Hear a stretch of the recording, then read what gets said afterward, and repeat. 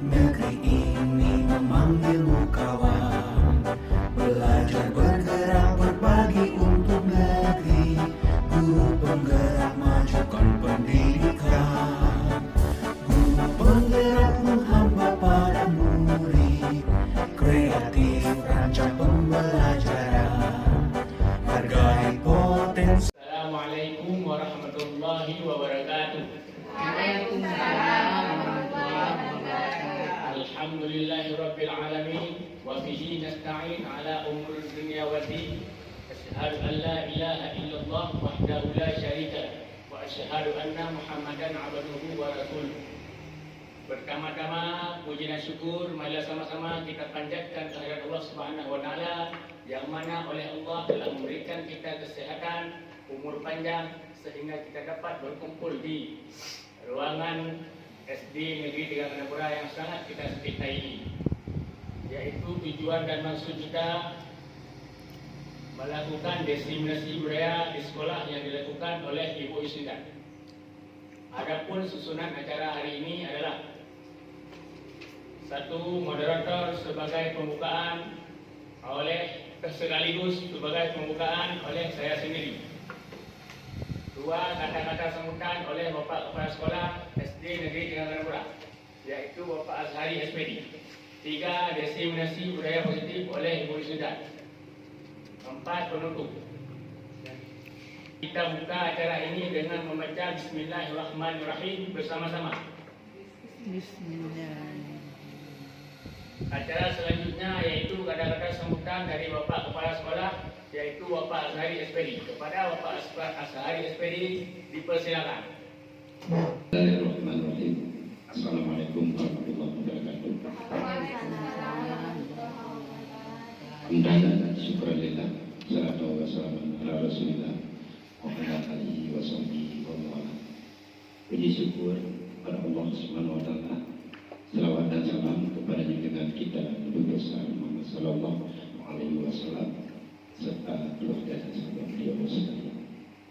Bapak dan Ibu Dewan Guru SD Negeri 3 Kanapura yang saya muliakan, pada hari ini kita sama-sama mendengarkan nanti sebuah karya guru kita yang merupakan adalah jalan daripada guru penggerak yang kemudian pada hari ini berhadir di lingkungan kita, dan insya Allah sebagai pendamping kita pembelajaran sudah ada 2 orang guru penggerak yang seharusnya kita ini di Negeri Tiga Kanapura semuanya menjadi guru-guru penggerak. Inilah tugas kita, dan insya Allah tahun ini akan lulus 1 orang lagi. Doakan. Guru penggerak sebenarnya dicetuskan oleh Menteri Pendidikan dan Kebudayaan, Riset dan Teknologi.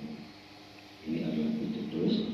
Kemudian ada beberapa tugas daripada guru penggerak, yaitu sebagai kepimpinan bagi guru untuk menjadi pemimpin pembelajaran. Yang pertama sudah ada 1 orang guru kita yang terbaik yang sudah lulus, yaitu Ibu Ranawati. Beliau datang sebagai pemimpin pembelajaran. Kemudian insya Allah di masa yang akan datang kita akan ada 1 orang lagi, yaitu Ibu Yusnida, dan insya Allah akan menjadi pemimpin pembelajaran yang terbaik untuk SD Negeri 3 Kanapura. Program ini meliputi pelatihan, yakni dari lokal karya, konferensi, dan pendampingan selama 6 bulan bagi calon guru penggerak. Selama mengikuti program guru penggerak, beliau tetap mengajar sebagaimana biasa. Sebagaimana biasa yang harus dia lakukan. Tidak ada istilahnya karena saya ini menjadi calon guru penggerak, saya tidak mau lagi menjadi guru atau mengajar sebagaimana mestinya. Kemudian Juga ada juga program guru penggerak bertujuan untuk meningkatkan kompetensi guru agar mampu menciptakan ekosistem yang berdaya dan berkomitmen dalam meningkatkan kualitas proses dan hasil belajar murid. Ini sebuah dorongan bagi kita setiap guru bagaimana kita bisa untuk meningkatkan potensi kita melalui pengajaran atau pembelajaran untuk siswa kita ini bisa pintar. Karena janganlah kita selalu pintar tapi siswa kita tidak pintar, maka didiklah untuk siswa kita bagaimana kita sebagaimana kita yang dulunya dididik oleh guru sehingga kita ini bisa pintar. Lakukan untuk siswa kita pintar. Didiklah, saya ingin lihat bagaimana seharusnya untuk menciptakan suasana yang baik dalam kelas sehingga siswa itu bisa untuk belajar dengan tenang dan juga bisa untuk berkembang siswa kita. Cuma ini yang dapat saya sampaikan, lebih kurang saya mohon maaf. Assalamualaikum warahmatullahi wabarakatuh. Warahmatullahi wabarakatuh. Alhamdulillahirabbil alamin wa bihi nasta'in ala umuri dunya waddin wassalatu wassalamu ala asyrafil anbiya'i wal mursalin wa ala alihi wa ashabihi ajma'in. Amma ba'du. Puji dan syukur dapat naikkan kehadiran Allah Subhanahu wa taala yang mana Allah telah memberikan kita karunia-Nya, telah memberikan kita nikmat-Nya sehingga pada hari ini kita diberi kesempatan untuk bisa hadir di kantor Dewan Guru yang tujuannya adalah untuk melakukan diseminasi penerapan budaya positif di lingkungan sekolah SD Negeri 3 Gandapura. Selamat balik salam kita tunjukkan pada baginda Rasul Muhammad SAW bahwa umatnya dari alam keberkahan ke alam yang berilmu pengetahuan sebagaimana yang kita rasakan bersama hari ini. Yang saya hormati Bapak Kepala Sekolah SD Negeri 3 Gandapura, yang saya hormati Dewan Guru, rekan-rekan guru semuanya yang ada di SD Negeri 3 Gandapura. Adapun Bapak Ibu, hari ini saya berdiri di sini tujuannya yaitu melakukan diseminasi Bapak Ibu. Adapun agenda kita hari ini yaitu pertama sekali yaitu pembukaan yang tadi oleh protokol, kemudian sekaligus berdoa tadi, kemudian pemahaman materi oleh saya sendiri, eksplorasi konsep oleh saya sendiri, dan kemudian nanti refleksi. Adapun di Bapak Ibu kesepakatan kelas hari ini yaitu kita masuk dan pulang tepat waktu, mengangkat tangan sebelum menjawab, kemudian HP disilentkan.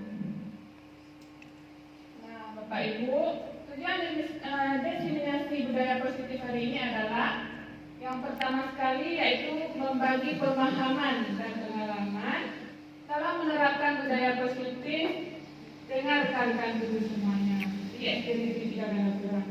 Perlu diketahui Bapak Ibu, saya dalam program CGP selama mengikuti pendidikan guru penggerak, selama ini saya dan kawan-kawan di sana telah menyelesaikan modul 1.1.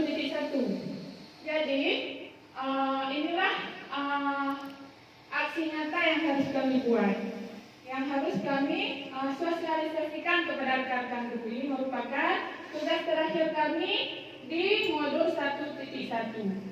Jadi nanti tanggal 8 ini nanti kami baru masuk modul 1.2. Nanti selanjutnya mungkin kami akan melakukan hal yang sama juga. Nah, kalau yang untuk ini berarti itu tugas kami yang terakhir di modul 1.1. Kemudian tujuan yang selanjutnya yaitu nanti rekan-rekan guru akan mampu menerapkan budaya positif di kelas dan di sekolah kita. Nah, Bapak Ibu, sebagaimana kita ketahui, jika kita melakukan sesuatu hal sendiri itu mustahil Bapak Ibu. Jadi diharapkan kita sama-sama melakukannya, sama-sama berkolaborasi untuk meningkatkan atau menerapkan budaya positif di sekolah kita, Bapak Ibu. Kemudian diharapkan juga kepada siswa menerapkan keyakinan di kelas. Nanti setelah ini Bapak Ibu semuanya menerapkan keyakinan kelas di kelasnya masing-masing. Kemudian siswa diharapkan juga dapat berubah karakternya dari identitas gagal menjadi identitas sukses, Bapak Ibu. Nah, Bapak Ibu, kemudian menumbuhkan sikap tanggung jawab, komitmen mandiri bagi siswa. Yang selanjutnya tujuan selanjutnya yaitu membangun kolaborasi semua warga sekolah dalam mewujudkan budaya positif di sekolah SD Negeri 3 Gandapura, Bapak Ibu. Jadi coba. Nah, Bapak Ibu, sebelum kita ketahui tentang budaya positif, kita harus mengetahui dulu tujuan pendidikan, Bapak Ibu. Nah, menurut Ki Hajar Dewantara, tujuan pendidikan adalah menuntun segala kodrat yang ada pada anak agar mereka dapat mencapai keselamatan dan kebahagiaan yang sejati, agar anak dapat memperbaiki lakunya. Lakunya Bapak Ibu yang diperbaiki, bukan dasarnya. Nah, karena sebagaimana kita ketahui bersama, anak-anak terlahir dengan kodrat yang berbeda-beda.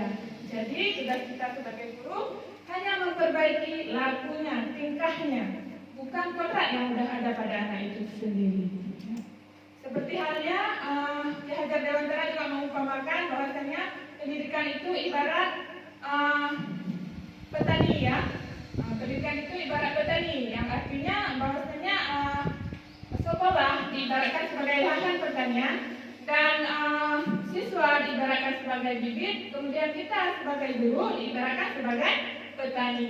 Nah, Bapak Ibu, jika lahan pertanian sudah siap, jika kita meletakkan benih-benih itu, apakah bisa tumbuh dengan maksimal, Bapak Ibu? Tidak, tentu bisa jadi tumbuh, namun belum ya, tanpa harus ada campur tangan daripada petani, ya kan? Petani itu harus merawat, memupukkan dan segala macam supaya mendapatkan benih yang maksimal. Begitu juga dengan peserta didik kita. Kita harus merawat, membimbing, memberi jalan yang terbaik agar mereka mencapai keselamatannya yang setinggi-tingginya. Nah, ini intisari daripada nanti yang akan kita bahas, yaitu budaya positif. Budaya positif itu ada 7, Bapak Ibu. Yang pertama yaitu, coba di atas Ibu. Bapak Ibu, yang pertama yaitu perubahan paradigma belajar. Yang kedua yaitu disiplin positif. Yang ketiga kebutuhan dasar manusia. Yang keempat motivasi perilaku manusia. Yang kelima restitusi posisi kontrol guru. Yang keenam keyakinan kelas, dan yang ketujuh segitiga restitusi. Nanti di poin 6 Bapak Ibu yaitu keyakinan kelas, kita harus membuat keyakinan kelas setiap ruang kelas kita masing-masing. Kemudian nanti di poin 7 setiap ada permasalahan yang dihadapi oleh siswa-siswi kita harus melakukan segitiga restitusi, Bapak Ibu. Coba Bu, perubahan paradigma belajar. Dalam hal membangun budaya positif di sekolah, dapat menyediakan lingkungan positif yang aman, nyaman, agar siswa mampu berpikir, bertindak, menciptakan dengan mandiri dan bertanggung jawab. Nah, disiplin positif ini sangat berkaitan erat dengan kontrol guru terhadap siswa, Bapak Ibu. Jadi di sini sangat berpengaruh yaitu terhadap kontrol guru terhadap siswa kita, Bapak Ibu. Jadi jika siswa kita dibiarkan dia dikontrol oleh orang lain atau kita yang mengontrolnya, berarti itu termasuk kepada berarti siswa itu membiarkan dirinya dikontrol oleh orang lain. Coba Bu, selanjutnya. Nah, Bapak Ibu, di sini ada perubahan paradigma yaitu kegiatan kepala tangan, Bapak Ibu. Ini semacam permainan. Jadi ada si A dan si B. Istilahnya ini cobalah cari kertas kecil, tulislah benda atau sesuatu yang sangat berharga untuk Anda dan letakkan di salah satu tangan Anda dan genggam benda sesuatu tersebut dengan segala daya. Buatlah sebuah kepalan. Nah, teman Anda si D, itu yang tadi tugasnya si A, ya. Teman Anda untuk meminta Anda memberikan benda tersebut dengan cara bisa memujuk, mengancam, menghardik, merayu, dan menyuap. Misalnya, contohnya ini Ibu Leni ya. Ibu Leni seolah-olah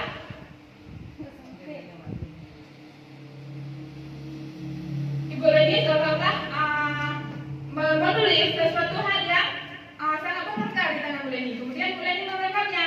Kemudian Ibu Zulfia berusaha untuk membuka tangan ataupun kepala Ibu Leni. Nah, Ibu Leni menganggap bahwasannya itu sesuatu yang sangat berharga bagi Ibu Leni. Jadi apapun ceritanya Ibu Leni tidak mau membukanya, ya kan? Tapi tergantung Ibu Leni juga. Mungkin Ibu Leni mau membukanya karena mungkin ada rayuan dari Ibu Zulfia. Ibu Zulfia ini memberikan rayuan, ayo dong dibuka dong, nanti kamu kasih uang seperti itu. Jadi bisa jadi Bu Leni kan membukanya, ataupun Bu Leni tetap nggak mau membuka, ataupun Bu Leni Bu Zulfia mengancam, awas ya Leni, nanti kalau kamu nggak mau membuka, awas kamu di jalan nanti, tunjuk kamu. Nah itu mengancam. Jadi Bu Leni ini apakah ia membiarkan membuka kepala tangannya atau tidak, seperti itu. Jadi berarti kalau Ibu Leni mau membukanya, berarti Ibu Leni dibiarkan dirinya dikontrol oleh orang lain. Namun jika Bu Leni tidak mau membuka, berarti Bu Leni nggak mau dirinya dikontrol oleh orang lain. Nah, Bapak Ibu, begitu juga dengan siswa-siswi kita. Jadi di sekolah kita mengontrol siswa-siswi kita dengan cara yang itu tadi, kadang mengancam, kadang-kadang merayu. Nah, kan mungkin siswa kita masih nggak mau membuka tangannya, masih nggak pengen dia dengan apa yang mau di dalam hatinya. Tetapi dengan kitanya yang tadi, awas ya kalau kamu nggak buat, awas ya kalau kamu nggak mau buat tugas, nanti nggak boleh keluar istirahat, ataupun awas kalau kamu nggak membuat tugas, nanti nggak boleh pulang, seperti itu kan, sehingga peserta didik kita mau melakukannya karena takut diancam tadi. Ataupun ayolah nak buat terus, nanti kasih uang 1.000. Nah, jadi anak-anak itu mau kan, padahal bukan dari dasar hatinya melakukannya, tetapi karena takut tadi yang saya bilang dikontrol oleh orang lain tadi.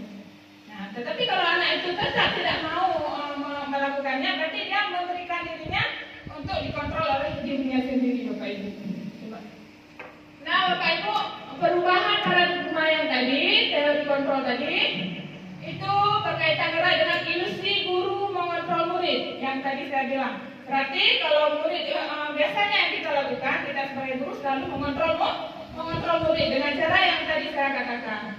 Nah, kalau poin kedua, ilusi bahwa kritik dan membuat orang merasa bersalah dapat menguatkan karakter siswa.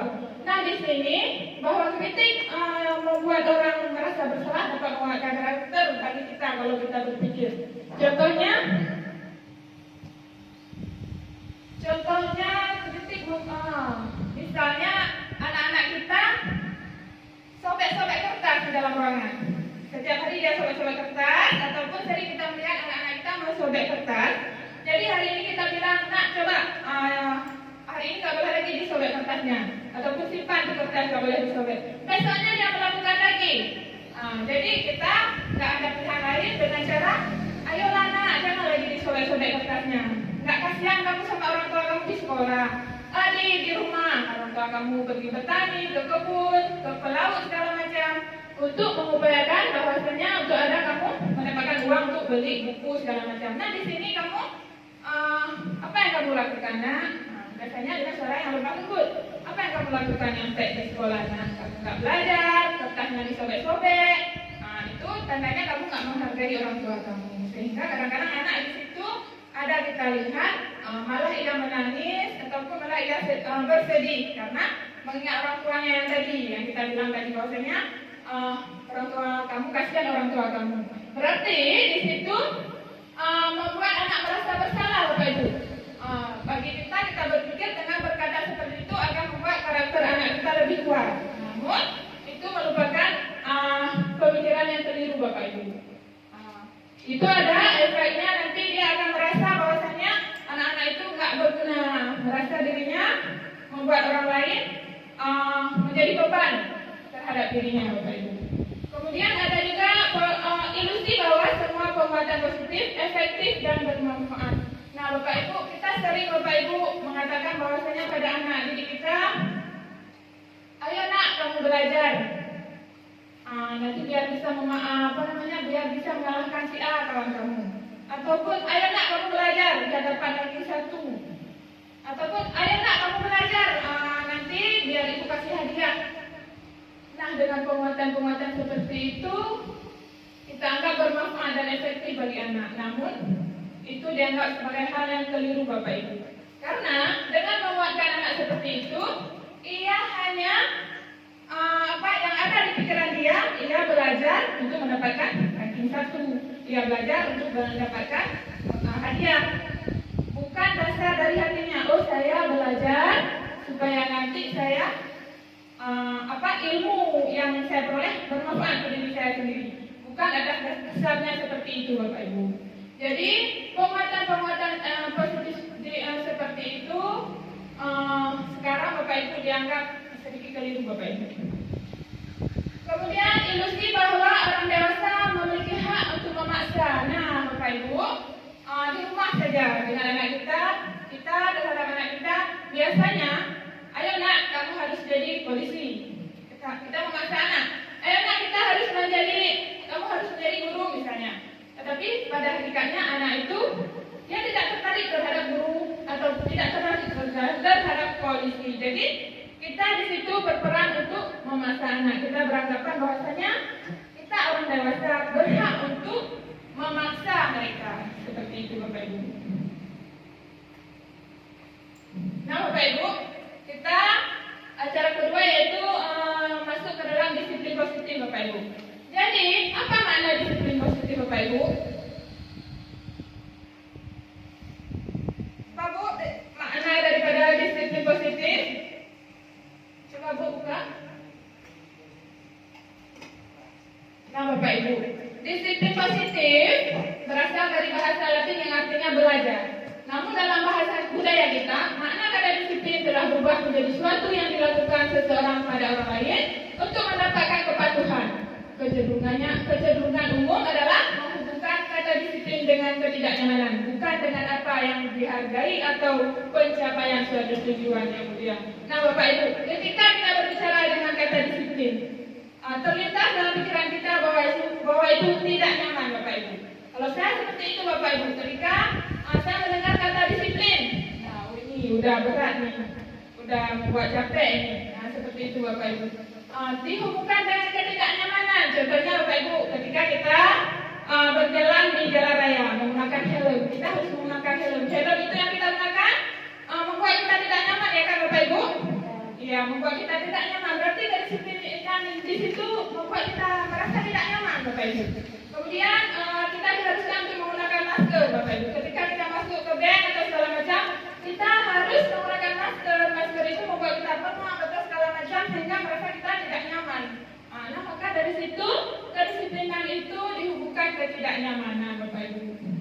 Jadi coba bukan lagi. Nah Bapak Ibu, arti disiplin yang sebenarnya adalah yaitu kemampuan memerintah diri sendiri dalam mengontrol dan menguasai diri untuk memilih tindakan yang mengacu pada nilai-nilai yang kita hargai dengan penuh tanggung jawab tanpa diperintah oleh orang lain. Nah Bapak Ibu, jadi maksudnya kata disiplin ini yaitu nilai-nilai yang kita hargai terhadap diri kita sendiri, bukan dasar atas merasa ketidaknyamanan, merasa keterpaksaan, bukan seperti itu, tetapi mengacu pada nilai-nilai yang kita hargai dengan penuh tanggung jawab.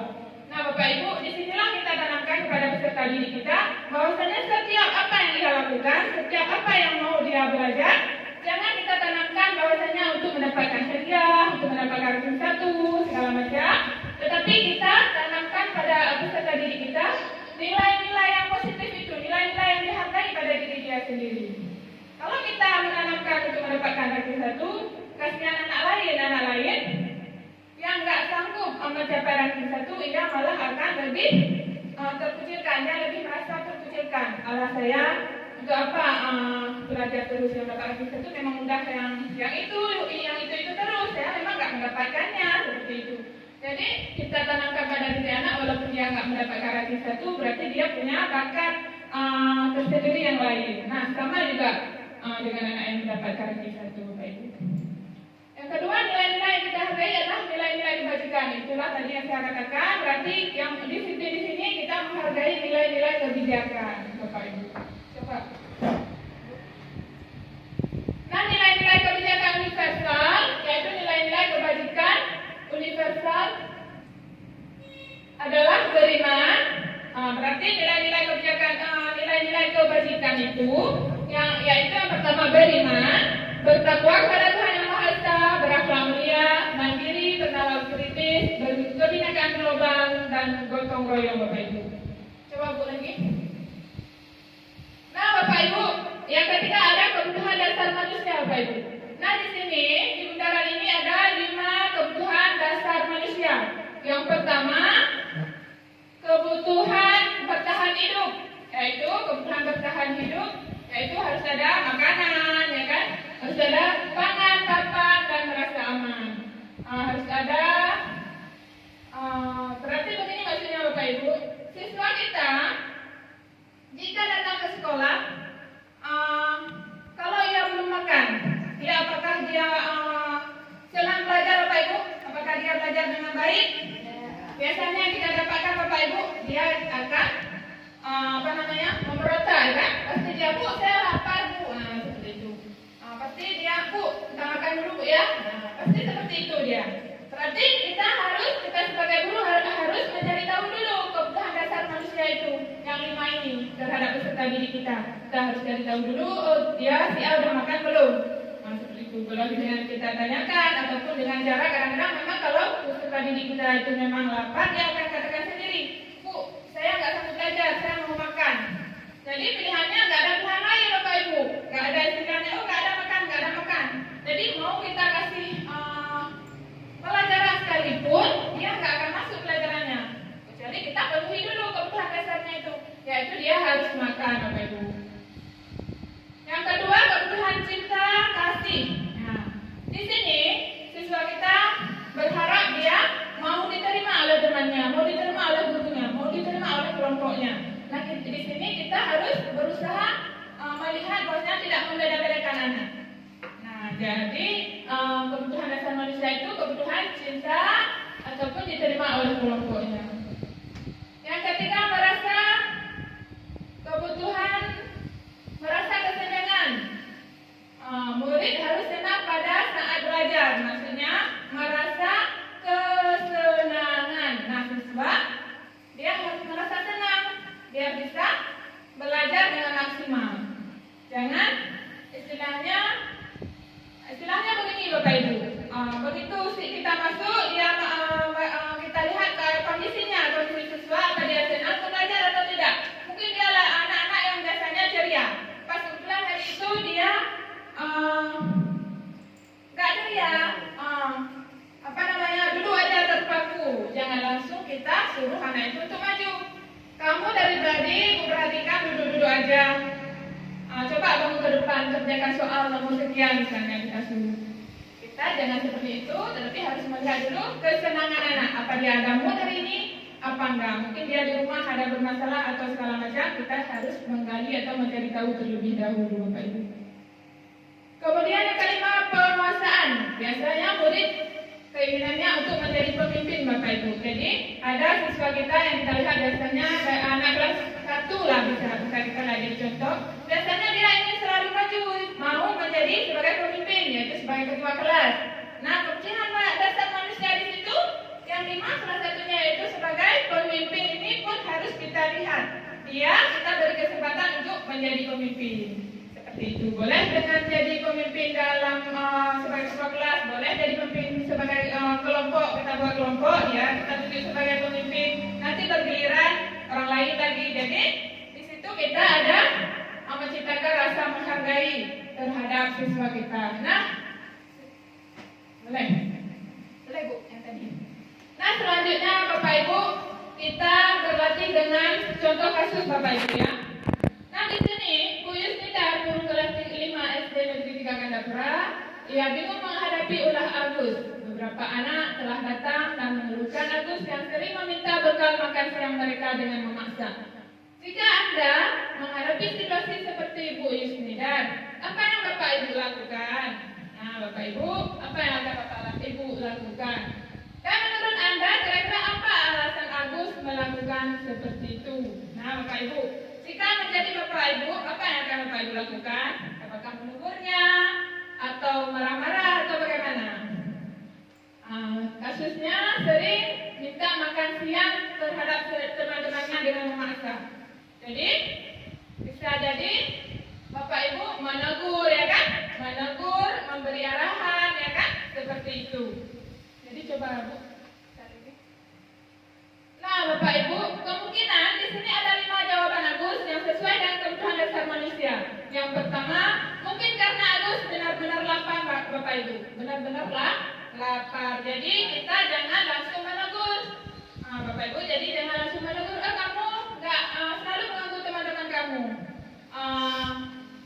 Awas kamu ya, jangan seperti itu Bapak Ibu. Kita harus selidiki dulu. Mungkin ada 5 yang tadi jawaban Agus sesuai dengan kebutuhan dasar manusia.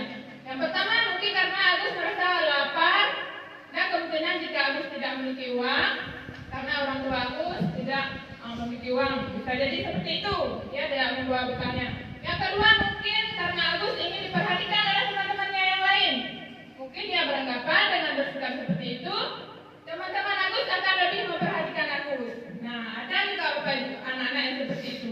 Kadang-kadang iseng dia seperti itu supaya dapat diperhatikan oleh teman-temannya dan supaya dia bisa diterima oleh kelompok. Berarti jika poin pertama kebutuhan Agus yaitu kebutuhan dasar, dia tidak memiliki uang, dia tidak memiliki makanan. Yang kedua, jika kebutuhan Agus ingin diperhatikan oleh teman-temannya, berarti Agus merasa ingin diterima dari kelompoknya. Yang ketiga, mungkin karena Agus merasa lebih hebat dari teman-temannya karena teman-temannya dapat menuruti keinginan Agus, maka Agus akan merasa bangga. Itu dia merasa berkuasa dalam kelompoknya. Kemudian yang keempat, Agus merasa bosan dengan bekal yang dibawa oleh orang tuanya. Bisa jadi dia bosan punya makanan sendiri, makanya dia merebut menu kawan-kawannya. Berarti Agus ingin kebebasan makan apa saja. Berarti kebutuhan dasar Agus adalah kebutuhan kebebasan, ya, pengen bebas ya. Yang kelima mungkin karena Agus merasa iseng, ingin selalu mengganggu teman-temannya karena senang melihat teman-temannya kesal. Berarti kebutuhan Agus yaitu kesenangan. Oleh Bapak. Nah, Bapak Ibu, yang keempat, semua perilaku manusia memiliki tujuan. Nah, motivasi adalah gerakan yang akan timbul untuk kita melakukan sesuatu. Nah, ini termasuk ke dalam teori motivasi perilaku manusia. Nah, di sini anak didik kita melakukan sesuatu, dia karena takut ataupun menghindari ketidaknyamanan. Nah, Bapak Ibu, contohnya seperti kita. Kita ketika Bapak Kepala Sekolah menyuruh kita untuk mengikuti acara pelatihan misalnya Bapak Ibu. Jadi, di sini kita merasa kalau kita nggak ikut, nggak enak, tidak nyaman sama kepala sekolah kita, ataupun mendapat hukuman seperti itu kan.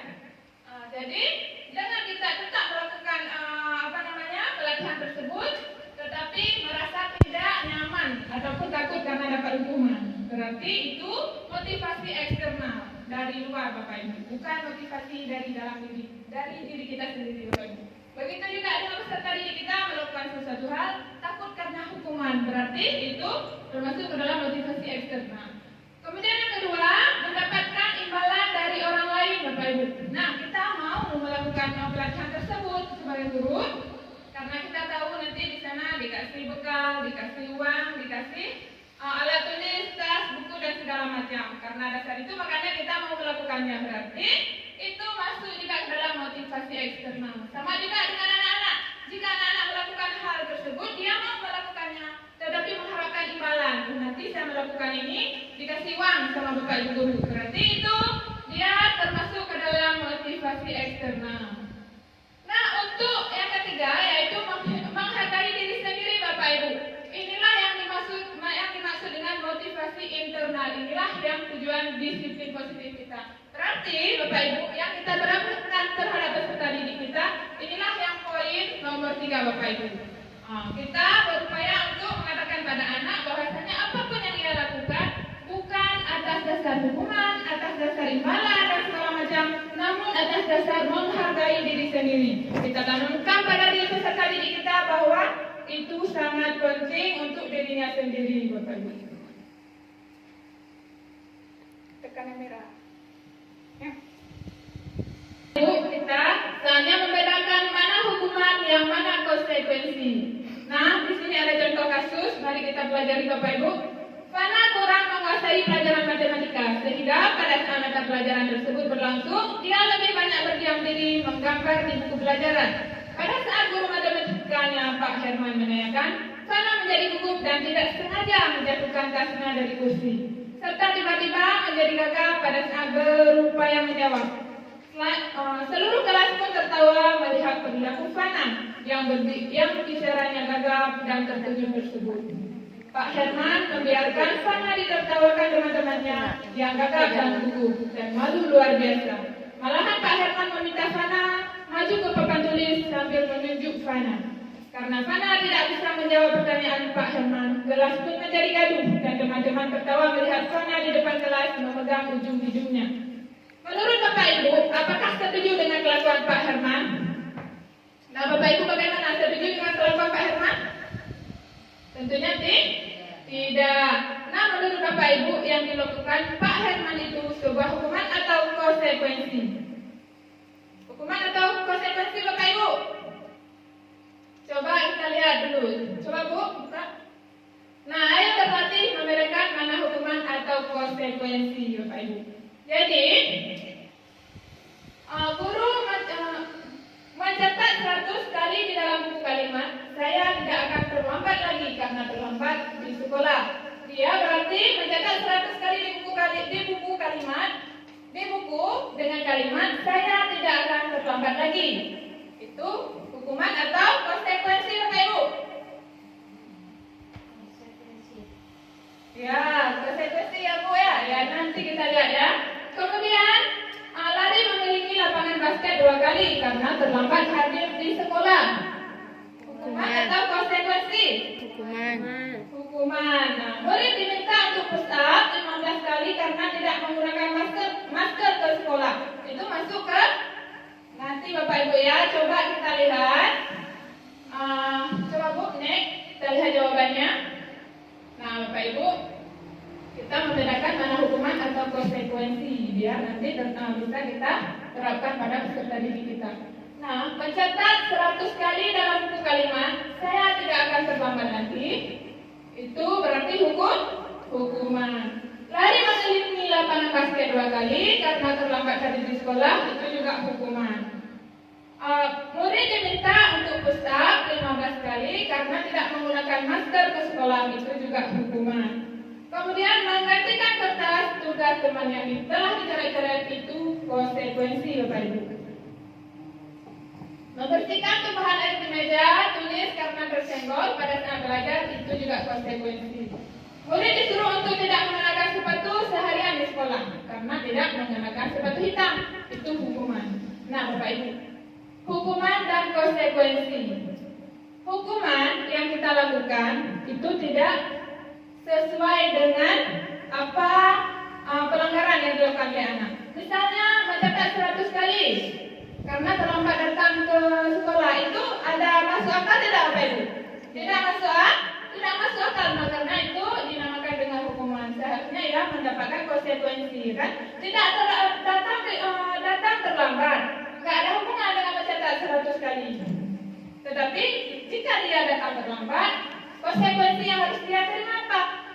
Dia boleh pulang terlambat istirahat barang 5 menit atau 10 menit. Itu konsekuensi yang harus dia terima karena telat datang sekolah. Ataupun terlambat pulang 5 menit atau 10 menit. Itu konsekuensi yang harus dia terima karena memang dia terlambat datang.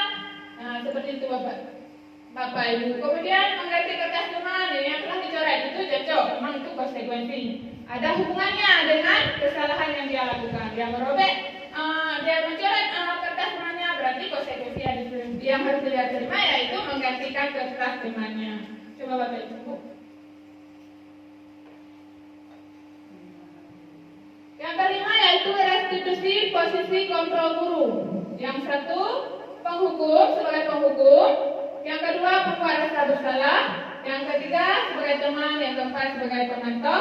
Yang kelima, sebagai manajer. Coba Bapak Ibu. Nah, Bapak Ibu, mari kita lihat yang mana yang dikatakan dengan penghukum, mana yang dikatakan dengan teman, pemantau atau manajer. Nah, Bapak Ibu, kita sebagai guru harus memiliki posisi kontrol guru. Yaitu ada 5 posisi kontrol guru yang harus kita pahami, Bapak Ibu. Yang pertama yaitu sebagai penghukum. Nah, sebagai penghukum yang tadi yang saya katakan, jadi saat ini hukuman itu tidak lagi, istilahnya tidak lagi bisa kita terapkan di sekolah. Kalau bisa malah sama sekali jangan kita terapkan. Namun jika memang ada sesuatu hal yang membutuhkan, itu baru, Bapak Ibu ya. Penghukum berarti menunjuk-nunjuk. Guru berbuat dan menunjuk-nunjuk kepada anak, menyakiti atau menyindir. Nah, seperti saya katakan tadi, misalnya dia datang terlambat, kita suruh push up atau kita suruh keliling lapangan, sesuatu hal yang memang bukan harus dia lakukan. Tidak ada masuk akal dan tidak puitis dengan pelanggaran yang dia lakukan. Kemudian guru berkata kalau kamu tidak melakukannya, saya akan memberi kamu nilai jelek misalnya. Itu masuk ke dalam hukuman. Hasilnya bagaimana? Hasilnya siswa akan memberontak, siswa akan menjadi pendendam, siswa akan menyalahkan gurunya. Nah, itu hasil dari jika kita mengambil posisi sebagai penghukum. Kemudian yang kedua, membuat orang merasa bersalah.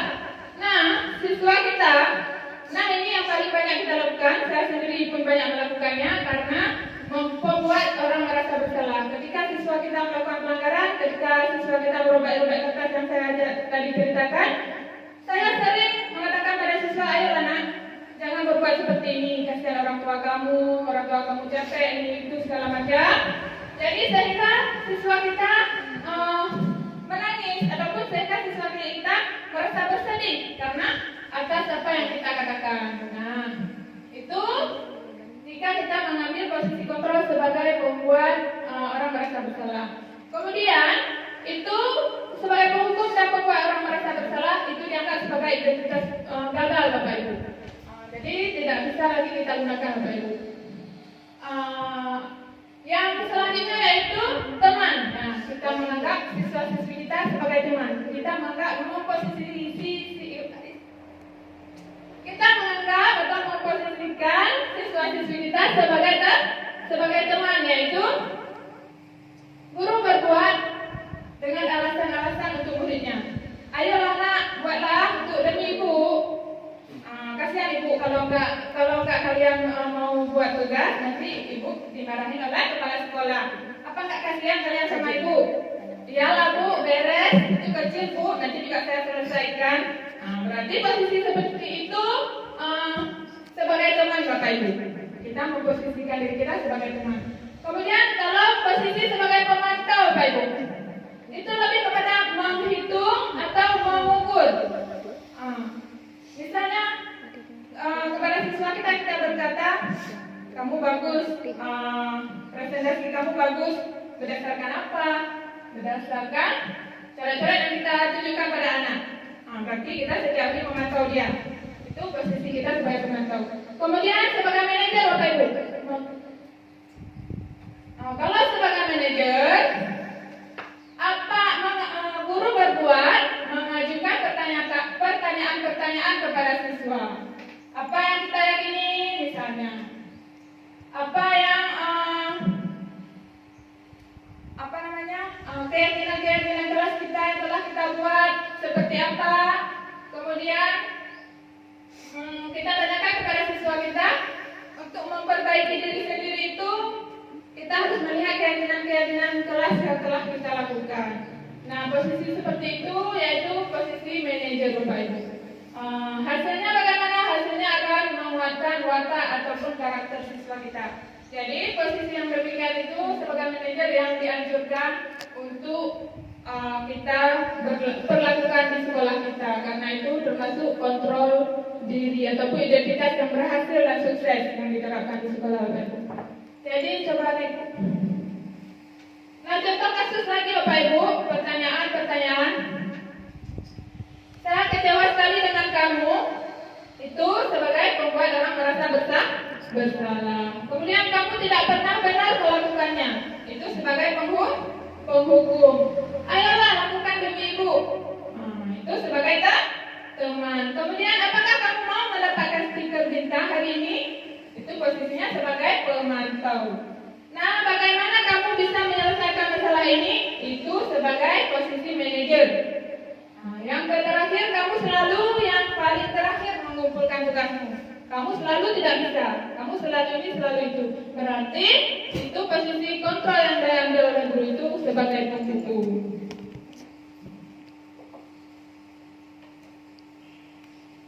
Contoh kasus 1 Bapak Ibu. Pada hari Senin, Pak Anwar tidak masuk sekolah. Pak Anwar merupakan guru matematika. Saat itu, Bu Ria mengganti Pak Anwar. Bu Ria baru 1 tahun menjadi guru SMP. Beberapa murid perempuan, Fitri dan Emma, mengetahui hal itu dan mulai menggunakan kesempatan untuk bersikap seenaknya, tertawa dan tidak mengindahkan kehadiran Bu Ria.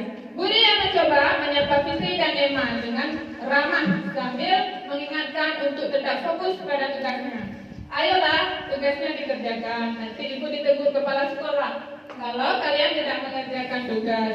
Tolong bantu ibu ya. Namun Fitri dan Emma malah jadi tertawa. Santai saja Bu. Mereka tetap tidak mengerjakan tugas dan malah tetap mengobrol. Dari kasus ini kira-kira yang kelima tadi masuk ke mana Bapak Ibu?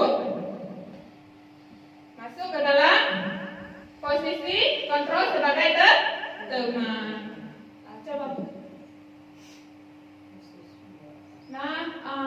Naik aja Bu, jangan lagi dengan kasus. Oh boleh. Yang kedua, Dina berpikir sejenak namun menjawab. Yang keenam yaitu keyakinan kelas. Keyakinan kelas merupakan salah satu disiplin positif. Keyakinan kelas adalah nilai-nilai kebijakan atau prinsip universal yang disepakati bersama secara universal, lebih dari perbedaan agama, suku, dan bahasa. Nah Bapak Ibu, nanti kita akan menerapkan keyakinan kelas di sekolah kita Bapak Ibu ya. Coba nih. Dari peraturan kelas menjadi keyakinan kelas. Nah, ketika kita mau membuat keyakinan kelas, kita menggali dulu peraturan kelas kita. Biasanya kalau peraturan kelas lebih dengan kata-kata tidak boleh buang sampah di dalam kelas, tidak boleh datang terlambat, tidak boleh mengganggu kawan.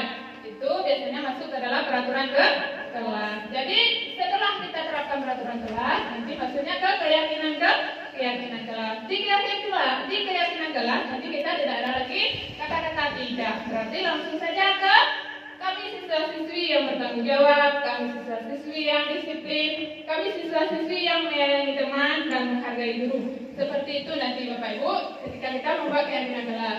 Nanti dari keyakinan kelas ini kita hubungkan dengan lingkungan yang positif. Ketika kita sudah membuat keyakinan kelas di kelas, ketika anak nanti mau ribut, mau berantem dengan teman-temannya di luar kelas, dia mengingat lagi keyakinan kelas yang telah ia lakukan. Nah di sini dengan melalui peraturan kelas, keyakinan kelas nanti terciptalah suatu budaya positif di sekolah kita. Coba. Perbedaan peraturan dan keyakinan kelas. Jika peraturan, selalu kembalikan buku ke tempatnya. Keyakinan kelasnya yaitu tanggung jawab. Kemudian dilarang mengganggu orang lain. Keyakinan kelasnya yaitu menghormati orang lain. Kemudian hadir di sekolah 15 menit sebelum pembelajaran dimulai. Berarti menghormati orang lain, Bapak Ibu. Kemudian dilarang menggunakan narkoba, memang nggak ada di sekolah kita. Berarti itu maksudnya ke kesehatan. Ya. Kemudian menggunakan masker, yaitu masuk ke kesehatan. Jadi coba nih. Pembentukan keyakinan kelas yaitu cara membuat keyakinan kelas. Keyakinan kelas bersifat lebih abstrak dari peraturan yang lebih rinci dan konkret. Keyakinan kelas berupa pertanyaan universal yaitu tentang nilai kesehatan atau nilai-nilai kebajikan yang tadi kita ceritakan. Kemudian ketika pertanyaan keyakinan kelas dibuat lebih positif, tidak ada kata dilarang. Yang keempat, keyakinan kelas mudah diingat dan dipahami. Kemudian bersedia meninjau kembali keyakinan kelas dari waktu ke waktu. Contoh keyakinan kelas yang pertama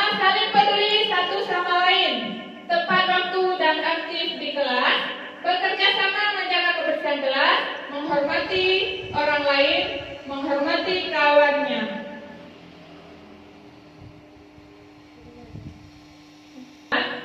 Coba kita lihat sekilas saja, Bu. Nah, Bapak Ibu, coba kita lihat keyakinan kelas yang sudah saya buat.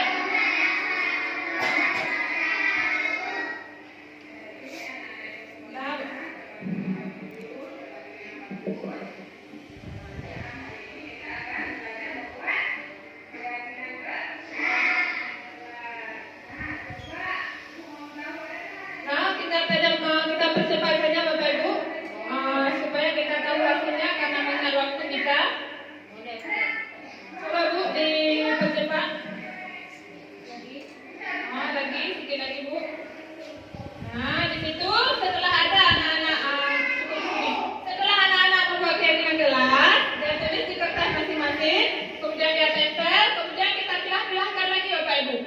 Yang mana masuk ke kesehatan, yang mana masuk ke tanggung jawab, yang mana masuk ke dalam positif. Jadi jangan semua kita ambil, tetapi kita pilah-pilahkan terlebih dahulu Bapak Ibu. Coba Bu, coba di lanjutkan keyakinan kelas yang telah saya buat bersama anak-anak peserta didik kami. Coba Bu hasilnya lagi. Coba Bu dipercepat. Nah, setelah ada hasil keyakinan kelas, kemudian siswa kita menggunting dan menghias di kertas, lalu kita tempelkan di dinding. Coba Bu, hasilnya seperti apa?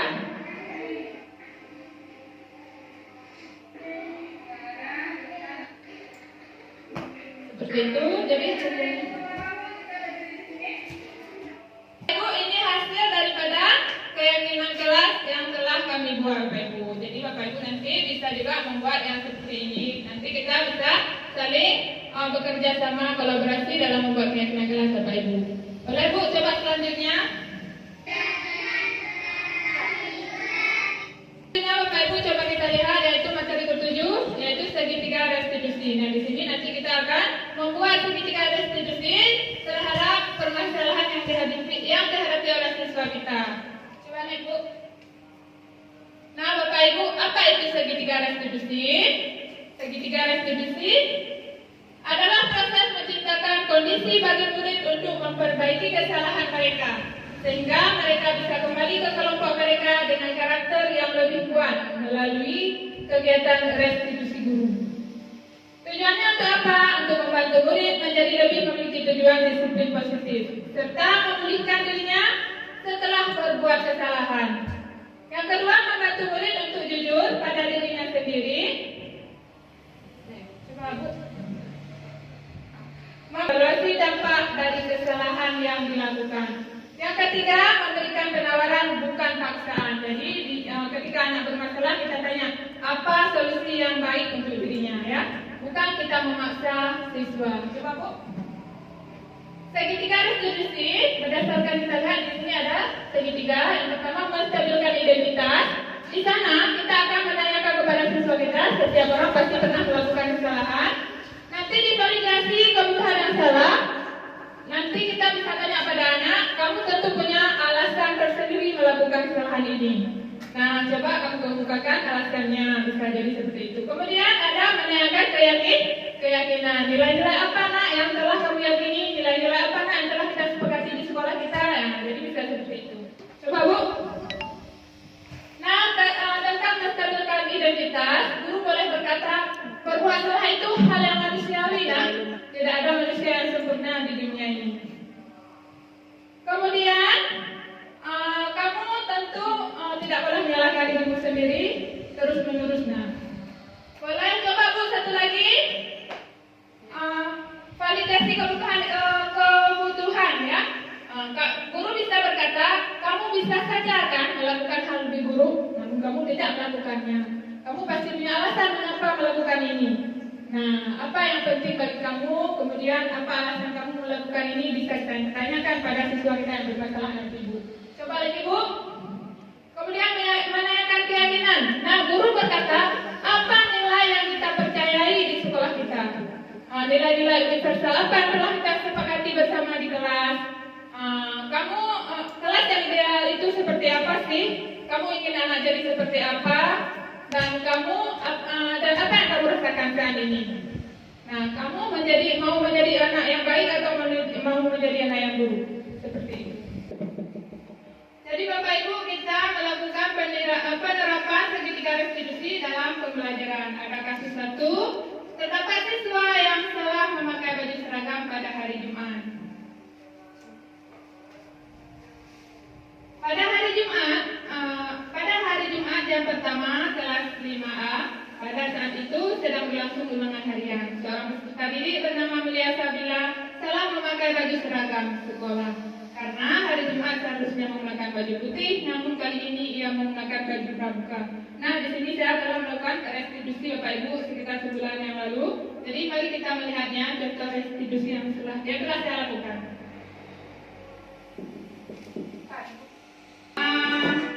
Segitiga restitusi yang sudah saya buat.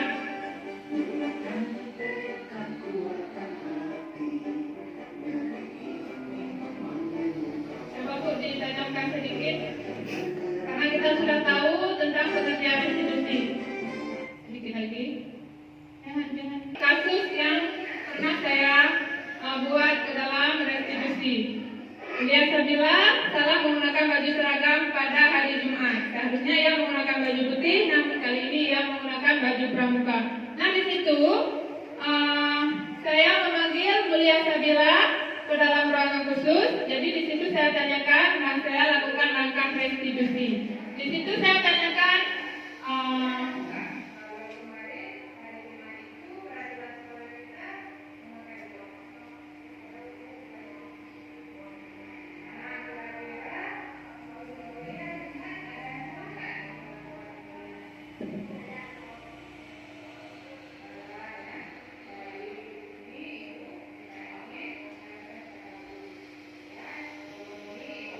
itu maksudnya kita mencari solusi dari permasalahan yang dilakukan oleh siswa kita, ya, dengan cara menanyakan kepada dirinya sendiri apa solusi yang baik untuknya, ya. Jadi bukan asal-asal kita memberikan solusi, kita hanya mengarahkan sebagaimana yang bisa diterima oleh siswa kita. Coba Bu dicepatkan. Ataupun solusi yang seperti tadi saya katakan. Apa yang sanggup dilakukan oleh anak-anak supaya dia tidak mengulangnya lagi, seperti itu. Coba Bu naik lagi. Selesai. Jadi Bapak Ibu, coba adakah yang mau bertanya? Silakan Bapak Ibu.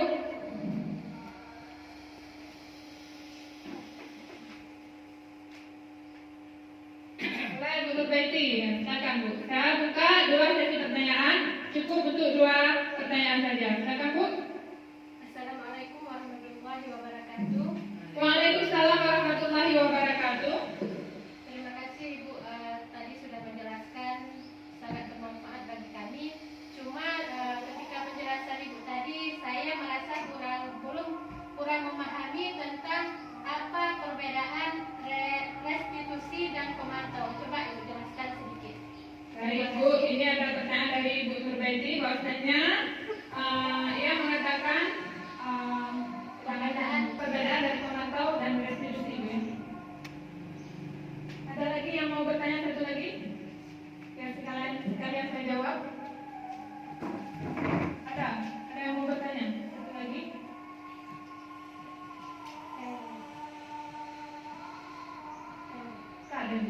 Satu lagi pertanyaan. Adakah yang mau bertanya, Bapak Ibu? Boleh.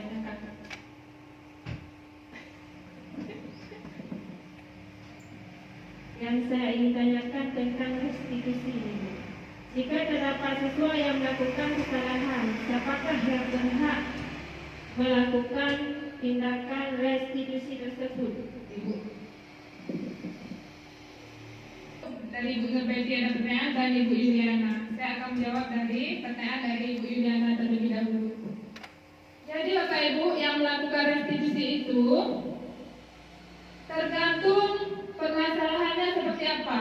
Jika permasalahannya masih tingkat rendah atau di dalam kelas, misalnya ia berkelahi dengan kawan di kelas, ataupun terlambat datang ke sekolah, tidak membuat PR segala macam seperti itu boleh yang menangani guru yang masuk pada saat itu ataupun boleh wali kelas.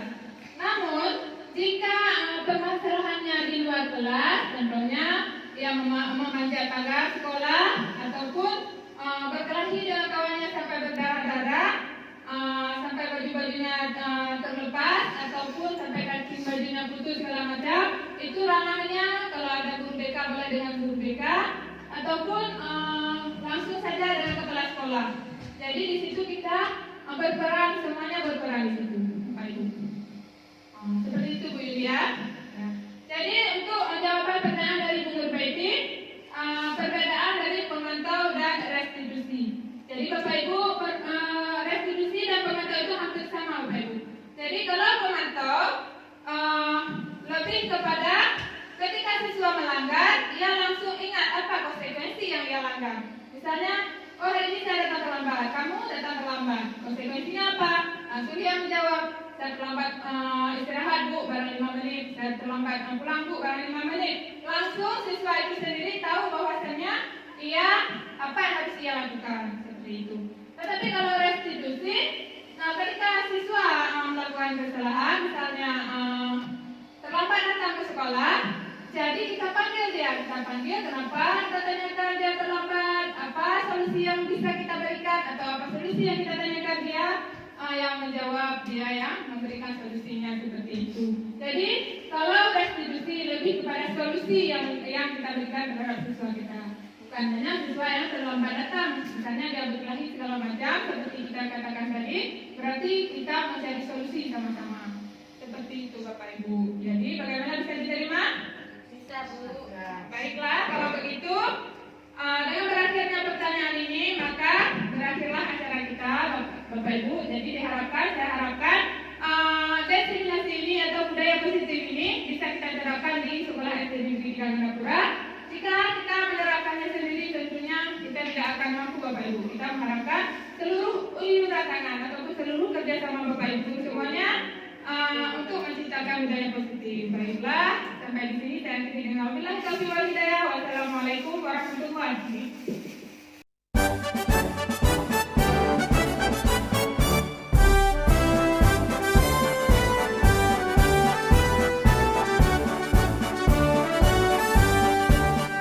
Bulatkan tekad, kuatkan hati, negeri ini memanggilmu kawan.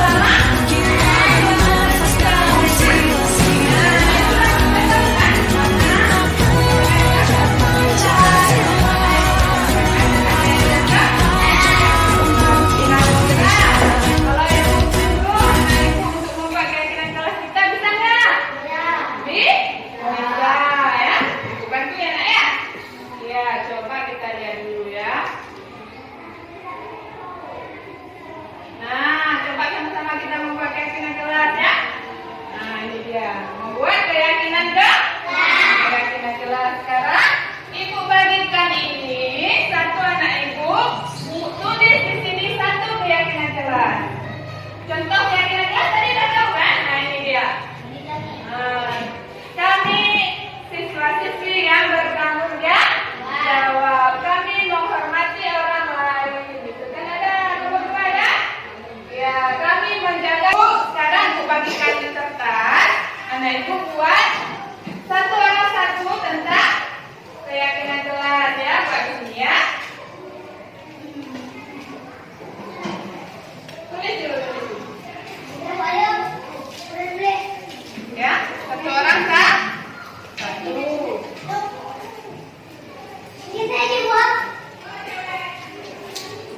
Bisa.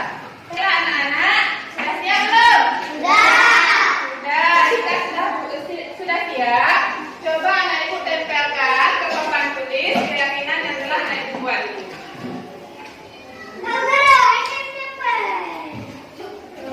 Coba sini nak, sini.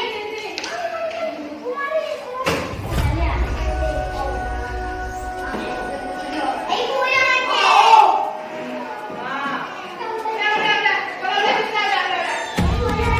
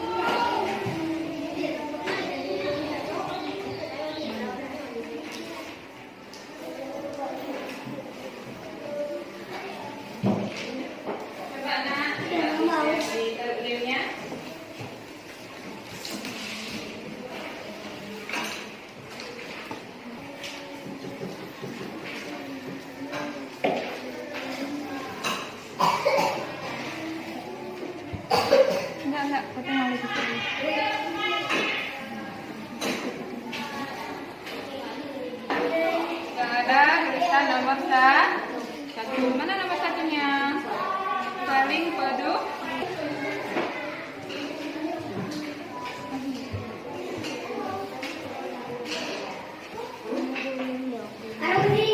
Coba sekarang hasil apa? Hasil yang telah kita buat, kita tampilkan ke depan. Mari anak-anak itu semua bangun, kita berdiri di sini.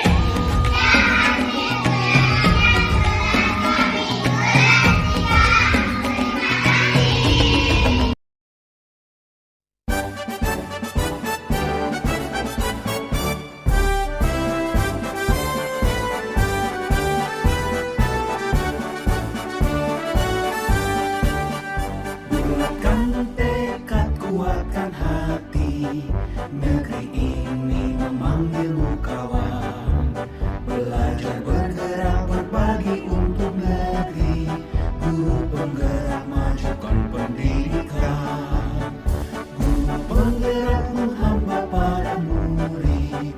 Kreatif rancang pembelajaran. Hargai potensi, tingkatkan prestasi. Lahirkan profil pelajar Pancasila. Belajar bergerak berbagi untuk negeri. Kita menjalin kolaborasi. Belajar bergerak berbagi untuk negeri. Demi bakti pada Ibu Pertiwi.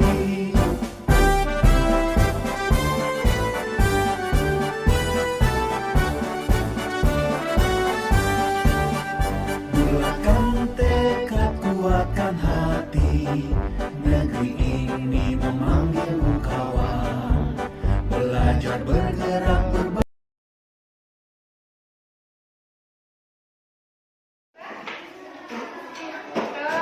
Belum dicuci bajunya sama mama. Itu ya. Baik, kalau sehat ya. Kira-kira Mulia tahu nggak mengapa dipanggil Mulia ke ruangan ini?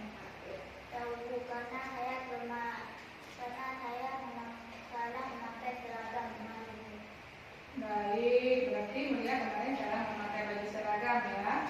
Mulia tahu nggak kalau kemarin hari Jumat itu peraturan sekolah kita memakai baju apa?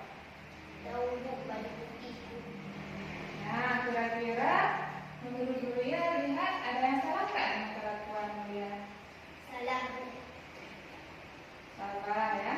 Baik, di sini Ibu tidak ingin menyalahkan siapapun.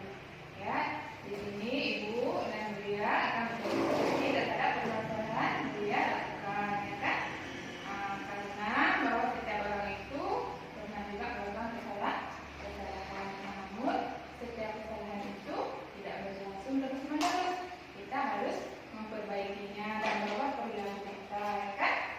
Nah, kalau begitu coba ceritakan kepada Ibu apa alasan